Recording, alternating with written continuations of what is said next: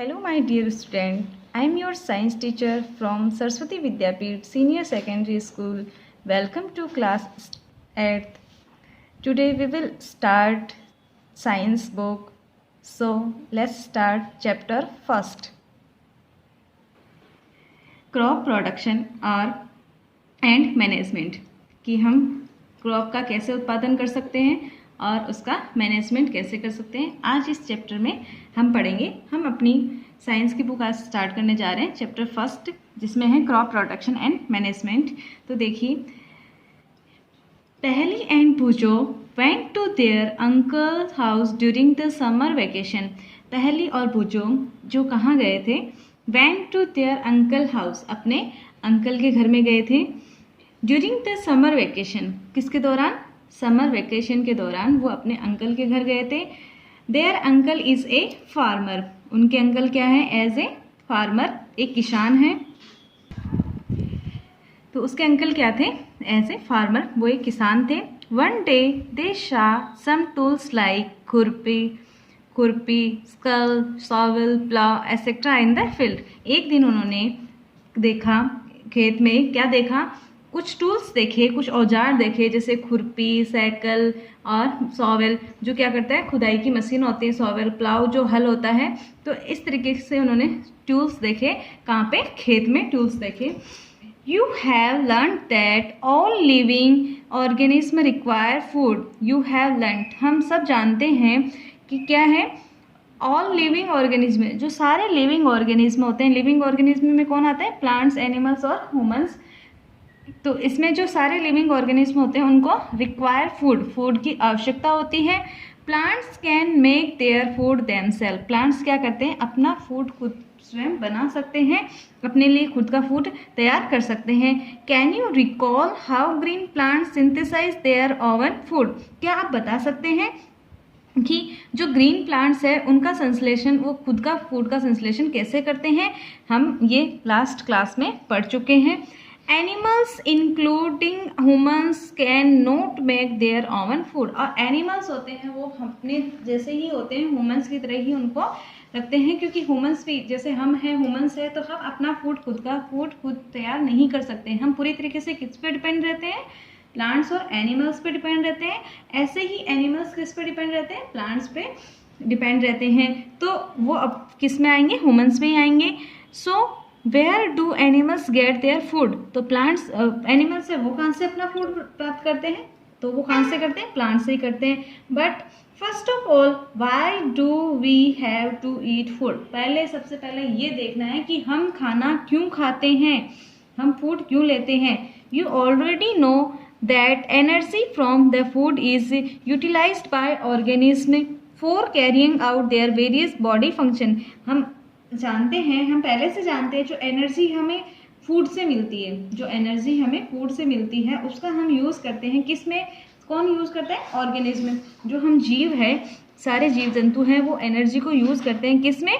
विभिन्न प्रकार की एक्टिविटीज़ करने के लिए। जो हम एक्टिविटीज़ करते हैं, कोई भी फंक्शन करते हैं, जैसे हम खेलते हैं, स्टडी करते हैं और वर्क करते हैं, और सारी एक्टिविटीज़ में हमें एनर्जी की ज़रूरत होती है।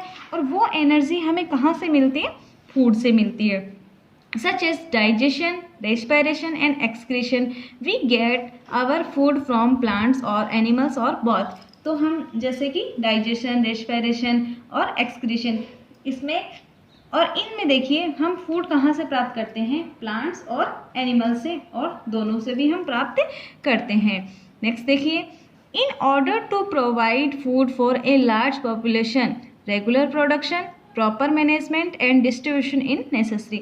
अगर हमें जो अपनी लार्ज पॉपुलेशन है, ये तो है नहीं कि बहुत अपनी पॉपुलेशन कम है, जो अपनी पॉपुलेशन है उसमें अगर हमें फूड प्रोवाइड करवाना है तो हमें रेगुलर प्रोडक्शन करना होगा, लगातार हमें उत्पादन करना होगा, और प्रॉपर मैनेजमेंट और उनका प्रबंधन भी हमें अच्छे से करना होगा। प्रॉपर मैनेजमेंट भी होना चाहिए और डिस्ट्रीब्यूशन भी होना चाहिए।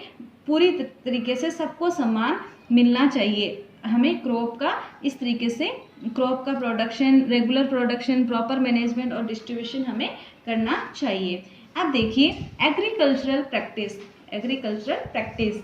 नेक्स्ट देखिए, When plants for same kind are cultivated at one place on the large scale, it is called crop. When plants, जब हम plants को उगाते हैं, same kind of cultivated, same kind, एक ही समान, एक ही प्रकार के, one place on large scale, बहुत दूरी पे, या फिर लार्ज स्केल बहुत दूरी पे, या फिर बहुत ज़्यादा, एक ही, मान लो एक फील्ड है, एक खेत है, उसमें हम पूरी दूरी पे एक ही फसल तैयार करते हैं, एक ही प्रकार की क्रॉप तैयार करते हैं, तो उसको क्या बोलते हैं? क्रॉप कहा जाता है।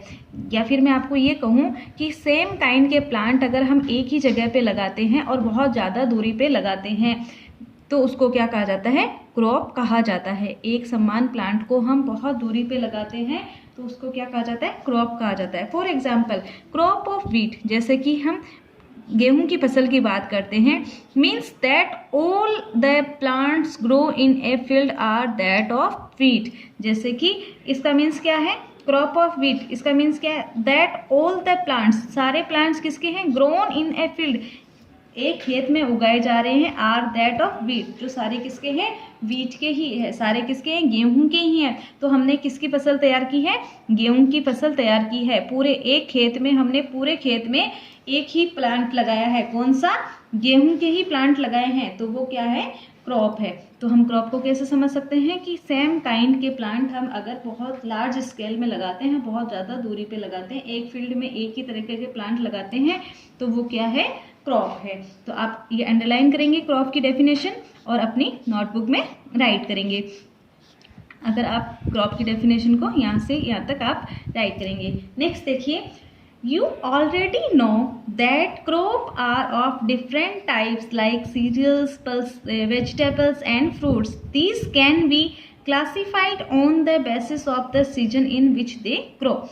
हम जानते हैं, हम ये पहले से जानते हैं कि crops are different type of, और भी विभिन्न प्रकार की क्रॉप्स हो सकती हैं, cereals, vegetables, fruits. These can be classified on the basis of season. अब इनको देखिए, हम सीजन के बेस पे इनको क्लासिफाइड कर सकते हैं, सीजन के आधार पे हम इनको विभाजित कर सकते हैं। कैसे? विच दे ग्रो, कि हम कौन सी उगाते हैं, कौन सी लगाएंगे। देखिए, India is the vast country, India is the vast country. ये क्या है? इंडिया अपना बड़ी कंट्री है, एक इंडिया बहुत बड़ी कंट्री है। द क्लाइमेटिक कंडीशंस लाइक, अब इसमें देखिए जो क्लाइमेटिक कंडीशंस है, जैसे temperature, humidity and rainfall vary from one region to another. अब इसमें देखिए इंडिया का जो क्लाइमेटिक कंडीशन है, इंडिया है बहुत बड़ी कंट्री है, छोटा देश नहीं है, उसमें क्या है? जो उसकी क्लाइमेटिक कंडीशन है, जैसे टेम्परेचर है, ह्यूमिडिटी है और रेनफॉल है, वो वार भिन्न प्रकार की हो सकती है एक क्षेत्र में और एक क्षेत्र से दूसरे क्षेत्र में। जैसे आज हम यहाँ देखते हैं और दूसरे क्षेत्र में उसकी क्लाइमेटिक कंडीशन है वो चेंज हो सकती है, एक जैसी नहीं रहती है। Accordingly there is a rich variety of the crop grown in the different part of the country. अब इसके अकॉर्डिंग, जो इंडिया अपनी कंट्री है, बहुत बड़ी कंट्री है, और उसमें क्या है? एक जैसा क्लाइमेट नहीं रहता है, एक जैसा क्लाइमेट नहीं रहता है। एक क्षेत्र से, एक रीजन से दूसरे रीजन पे हम देखेंगे तो वहाँ का क्लाइमेट हमको चेंज मिलेगा। तो इसके अकॉर्डिंग हम वेराइटी, जो क्रॉप्स की वेराइटी है वो विभिन्न पार्ट में, जैसे कि यहाँ इंडिया के इस पार्ट में हम दूसरी फसल तैयार कर सकते हैं, तो दूसरे पार्ट में हम दूसरी फसल तैयार कर सकते हैं। Despite this diversity, two broad cropping pattern can be identified. These are, तो देखिए जैव विविधता के आधार पे हम इनको ब्रॉड क्रॉपिंग, तो हम इसको टू टाइप्स में डिवाइड आइडेंटिफाई कर सकते हैं, उसको पहचान सकते हैं। देखिए फर्स्ट ऑफ ऑल कौन सी है? Kharif crop. First of all कौन सी है? खरीफ क्रॉप। अब देखिए खरीफ क्रॉप कौन सी होती है? The crop which are sown in the rainy season are called kharif crop. तो देखिए जो क्रॉप होती है, जो फसल होती है, कब? रेनी सीजन में जो तैयार की जाती है वो कौन सी होती है? खरीफ क्रॉप होती है। The rainy season is India is generally from June to September. सामान्यतः जो रेनी सीजन होती है वो इंडिया में कब होती है? जून टू सितंबर में होती है। उसमें देखो कौन सी फसल तैयार करते हैं हम? पैडी, धान, maize, soybean, groundnut and cotton are kharif crop. तो इसमें कौन सी फसल तैयार करते हैं हम? पैडी, मेज, सोयाबीन, ग्राउंडनट और कॉटन, ये खरीफ क्रॉप में तैयार की जाती है। खरीफ क्रॉप में कौन कौन सी फसल आती है? पैडी, मेज, सोयाबीन, ग्राउंडनट और कॉटन। कौन सी है? खरीफ क्रॉप है, जो हमें कौन से सीजन में तैयार करते हैं? हम रेनी सीजन में तैयार करते हैं। नेक्स्ट देखिए rabi crop. The crop grown in the winter season October to March are called rabi crop. जो क्रॉप उगाई जाती है, जो फसल उगाई जाती है कब? विंटर सीजन में। जैसे विंटर सीजन कब रहती है? अक्टूबर टू मार्च तक रहती है, वो क्या कहलाती है? रबी क्रॉप कहलाती है। फॉर एग्जाम्पल रबी क्रॉप में कौन कौन से हैं? Wheat, gram, P, mustard and linseed. गेहूं है, ग्राम, चना, मटर और सरसों। और लिनसीड क्या था? लिनसीड क्या होता है? अलसी के बीज। तो देखिए ये खरीफ क्रॉप है, जो कब तैयार की जाती है? विंटर सीजन में तैयार की जाती है। ये रबी क्रॉप है, जो कब की जाती है? विंटर सीजन में तैयार की जाती है। Besides these pulses and vegetable are grown during summer season many places। अब देखिए इसी के साथ जो पल्सेस और वेजिटेबल है वो उगाए जाते हैं ड्यूरिंग समर सीजन में। मैनी प्लेसेस, बहुत जगह पे जो पल्सेज और वेजिटेबल भी तैयार की जाते हैं। तो देखिए हमने 2 टाइप की क्रॉप्स पढ़ी है, खरीफ क्रॉप और रबी क्रॉप, जो आपको अपनी नोटबुक में राइट करनी है। एज ए नोट्स आपको ये राइट करनी है कि कौन सी क्रॉप होती है और कब लगाई जाती है और इनके एग्जाम्पल क्या है। नेक्स्ट देखिए basic practice of crop production. तो इसमें देखिए basic practice of crop production. Cultivation of crop involves several activities undertaken by farmer over a period of time. You may find that these activities are similar to those carried out by a gardener or even by you. When you grow ornamental plant in our house, these activities or tasks are referred to as a agricultural practice which are listed below. अब देखिए इसमें हम क्या कह रहे हैं अगला,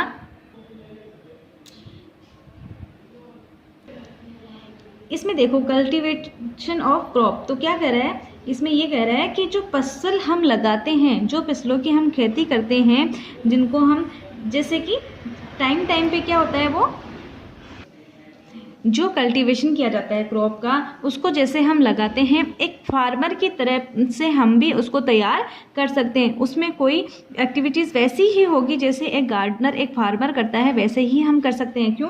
क्योंकि जैसे हम कोई भी सजावटी पौधा अगर हम घर पे लेके आते हैं तो उसमें उन गतिविधियों को, उन कार्यों को हम भी वैसे ही रिपर करते हैं एक एग्रीकल्चर प्रैक्टिस के लिए। अब उसको हम कैसे तैयार कर सकते हैं, देखिए क्या कर रहा है। अब इसकी अपने पास कितनी स्टेज है? 7 स्टेज हैं। वो कौन कौन सी है? प्रिपरेशन ऑफ सॉइल, मिट्टी को तैयार करना, शॉविंग, बुवाई, एडिटिंग मैन्योर और फर्टिलाइजेशन, जिसमें उसमें मैन्योर और फर्टिलाइजर डालते हैं, एग्रीकल्चर जो सिंचाई करते हैं, और जो प्रोटेक्शन फ्रॉम वीड्स, जो उनकी खरपतवारों से सुरक्षा की जाती है, हार्वेस्टेड कटाई की जाती है, और स्टोरेज, जो उनको हम स्टोरेज करते हैं। ये देखिए 7 स्टेजेस हैं जिनके बारे में हम अगली क्लास में करेंगे। और यहाँ तक आप इस चैप्टर को अच्छे से क्लियरली रीड करेंगे और अंडरस्टैंड करेंगे। और अगर आपको कोई भी प्रॉब्लम है तो आप इसमें कमेंट कर सकते हैं, कमेंट में पूछ सकते हैं। और इस वीडियो को लाइक और शेयर कीजिए। और इसमें अगर आपको कोई कन्फ्यूजन है तो आप कमेंट कर सकते हैं और उसमें पूछ सकते हैं। लाइक और कमेंट करना है।